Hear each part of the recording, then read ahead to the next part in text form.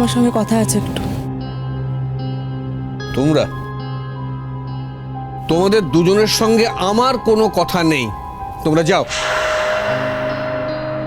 বিয়েটা যখন হয়ে গেছে তখন তার পুরো বিষয়টাকে তুমি অ্যাভয়েড করতে পারবে না। কেন বুঝতে পারছো না বলো তো সেটা? বিয়ে হওয়ার পর ও তো আর এই বাড়িতে পড়ে থাকবে না। চড়ুইকে তো শ্বশুর বাড়ি পাঠাতে হবে, আর শ্বশুর বাড়ি কি ও খালি হাতে যাবে? ফ্ল্যাটের চাবি না হয় তুমি দিলে না, কিন্তু কিছু জিনিস তো ওকে হাতে করে নিয়ে যেতে হবে শ্বশুর বাড়িতে। ফুলঝুরির জন্য কেনা জিনিস তো চড়ুই আর শ্বশুর বাড়ি নিয়ে যেতে পারে না।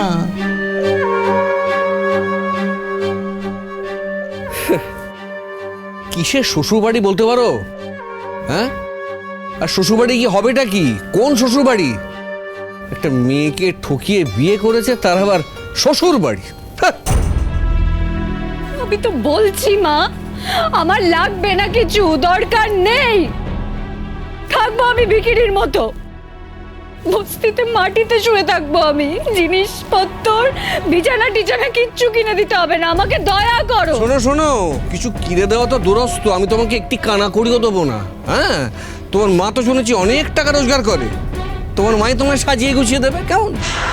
চড়ুইকে বিছানা কিনে দেওয়ার মতন টাকা আমার কাছে আছে। বিছানার জন্য আমি তোমার কাছ থেকে টাকা চাইনি। একমাত্র মেয়ে তো তোমার, সে যদি শ্বশুরবাড়ি যায় তার হাতে তো কিছু জিনিস কিনে দিতে হবে। ওকে তো কিছু কিনে দাওনি, ওর জন্য তো কিছু কেনা নেই তোমার।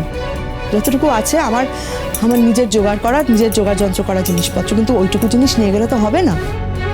সবাই তো জানে ওখানে যে চড়ুইয়ের বাবা মা দুজনে চাকরি করে, ভালো টাকা রোজগার করে। সবাই তো এক্সপেক্ট করবে যে বাড়ির বউ কিছু একটা হাতে করে নিয়ে আসছে। সবাই তো দেখতে চাইবে যে চড়ুই কি নিয়ে যাচ্ছে সঙ্গে করে। না না, দাঁড়াও তো, কি নিয়ে যাচ্ছে এটা বড় কথা নয়, বড় কথা হচ্ছে কে নিয়ে যাচ্ছে। লালন সে কোথায়? তার তো টিকিটও দেখা যাচ্ছে না। লালনের টিকি দেখা যাচ্ছে না বলে আমার মেয়ে যে বিয়ের পর শ্বশুর বাড়ি যাবে না সেটা তো হতে পারে না। তাও তো বটে। লালন চড়ুইকে সিঁদুর পরিয়ে দিয়েছে, সকলের সামনে সিঁদুর পরিয়েছে। এক মাথা সিঁদুর নিয়ে আমার মেয়ে বাপের বাড়িতে পড়ে থাকবে না, শ্বশুর বাড়ি যাবে। 100 বার একটা কাজ করো, তুমি বরঞ্চ ওই সিঁদুরটা মুছে দাও। বাবা! অন্য একটা মেয়ে সিঁথির সিঁদুর নিজের সিঁথিতে পরে বড় বড় কথা বলছো। তোমার বাবা হিসেবে পরিচয় দিতে আমার ঘেন্না করছে, লজ্জা করছে। এই শোনো শোনো শোনো, এই লজ্জা ঘেন্না এইসব আলোচনা মেলোড্রামা না হয়ে গেছে, এখন এগুলোর আর সময় নেই। চড়ুই শ্বশুর বাড়ি যাবে, তার জন্য বাবা হিসেবে তোমার যা যা কর্তব্য করণীয় সেগুলো তোমাকে করতে হবে। না, আমার কোনো কর্তব্য নেই। তোমার কোনো কর্তব্য নেই? না, নেই।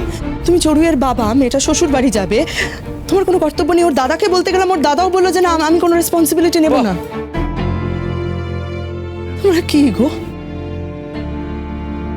তোর দাদাকে বলতে গিয়েছিলাম, তোর দাদা বললো যে না আমি কোনো দায়িত্ব নিতে পারবো না। সে তো নিজের বুদ্ধিতে চলে না এখন আর, সে তো কমলিনীর বুদ্ধিতে চলে। দেখে শুনে একটা বাজে মেয়েকে আমার ছেলের বউ করে নিয়ে এসছি আমি। কেউ বাজে নয়, কেউ বাজে নয়। যদি কেউ বাজে হয়ে থাকে সেটা হচ্ছে তোমরা দুজন, কারণ তোমরা দুজন চিরকাল অন্যদের বিরুদ্ধে চক্রান্ত করে এসছো। কমলিনী যথেষ্ট ভালো মেয়ে এবং বুদ্ধিমতী মেয়ে। হ্যাঁ হ্যাঁ, সবাই খুব ভালো মেয়ে তো বাবা, সবাই খুব ভালো। একা তোমার নিজের মেয়ে খুব খারাপ, আমি খুব খারাপ। কেন? হ্যাঁ, কেন? কি করেছি আমি? হ্যাঁ, আমি একটা মানুষকে ভালোবাসি তাই তাকে বিয়ে করেছি, আর কি করেছি? না বলো না, তোমাকে লালন বলেনি আমাকে বিয়ে করতে চায়? তুমি নিজে ওর বাড়ির লোকদের সাথে কথা বলনি বাবা? বলো না, আমাকে দ্যাট করবে না, আমার কথা শোনো, বোঝার চেষ্টা করো। একজন আমাদের মাঝখানে ঢুকে এসেছিল, আমি শুধু তাকে সরিয়েছি। আমাদের মাঝখানে একজন চলে আসবে আর আমি সেটা অ্যাকসেপ্ট করব, সমর্থন করব, এটা তুমিই বা এক্সপেক্ট করছো কি করে? এত বড় একটা অন্যায় তুমি মেনে নিচ্ছ কি করে বাবা? শোনো, অনেক কথা তো শুনলাম, আর একটি কথাও কিন্তু আমি শুনতে রাজি নই। আর একটি কথা বললে আমি কিন্তু চট থাপ্পড় মেরে দেবো। বাড়িভর্তি লোক আছে, আত্মীয় স্বজন, পাড়া প্রতিবেশী আছে, যেটা কিন্তু দেখতে ভালো লাগবে না। তাই প্লিজ আমাকে রাগিও না, এসব কথা আমাকে বলতে এসো না প্লিজ। চড়ুই কিন্তু তোমার সঙ্গে কথা বলতে আসতে চাইনি।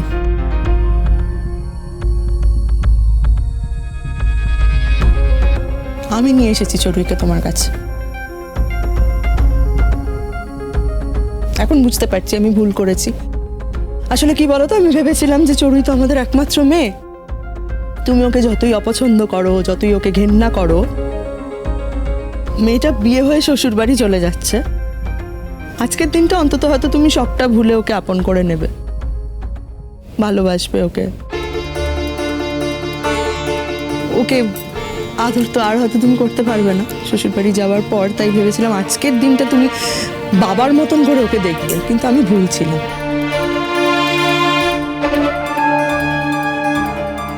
আমি ভুলছিলাম চড়ুই, তোর কথা শুনলেই বোধহয় ভালো হতো।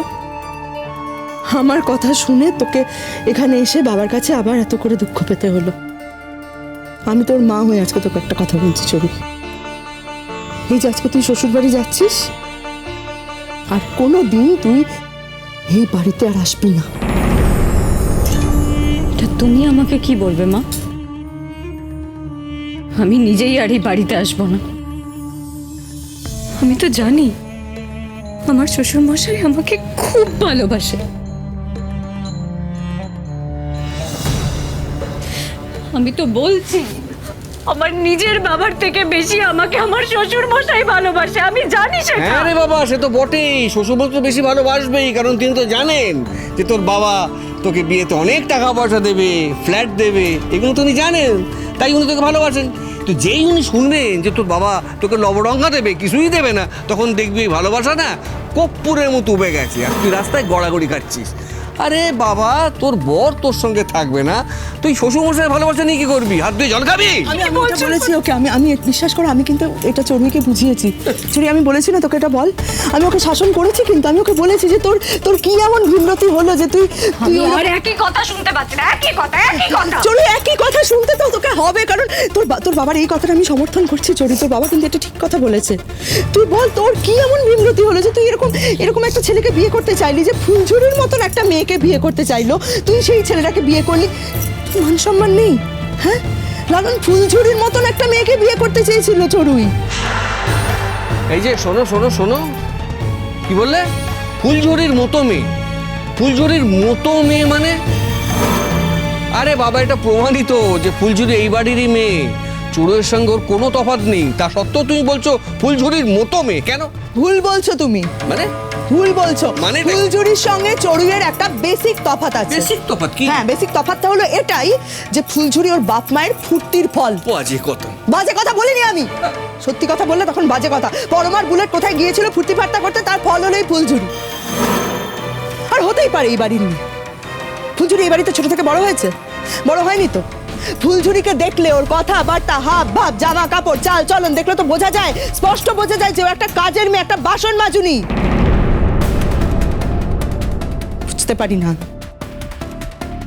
ফুলঝুরির সঙ্গে চড়ুইয়ের একটা বেসিক তফাৎ আছে, আর তুমি ফুলঝুরি আর চড়ুইকে এক মাপকাঠিতে বিচার করতে পারো না। তোমারও সেই ভীমরতি হয়নি? শোনো, আর একটা কথাও তুমি বলবে না। আমি কোনো কথা শুনতে চাই না, আর ভবিষ্যতে আজকের পর থেকে মেয়ের হয়ে কোনো রকম উমেদারি করতে আসবে না, কারণ একটি কানা করে আবার মেয়েকে আমি দেবো না। ওকে? তা কেন দেবে বাবা? আমার জন্য টাকা খরচা করবে না তো তুমি করবে ফুলঝুরির জন্য। ওর বিয়ের নামে তো তুমি টাকা খরচা। হ্যাঁ হ্যাঁ হ্যাঁ, ফুলঝুরির জন্য যদি বিয়েতে খরচা করতে পারতাম তাহলে আমার টাকাটা সার্থকভাবে খরচা করা হতো, কিন্তু কপালে তো সেটা নেই। পাড়া প্রতিবেশী, আত্মীয় স্বজন সবাই তোমার বিয়ে উপলক্ষে কবজি ডুবিয়ে খেয়ে গেল। আমার কষ্টার্জিত ধন, এতগুলো টাকা পয়সা সব তোমার মতো একটা বজ্জাত বিয়ের পেছনে খরচা হয়ে গেল। এই আক্ষেপ আমার সারা জীবনে যাবে না। শোনো না, কি? মেয়েটাকে না মেরে ফেল।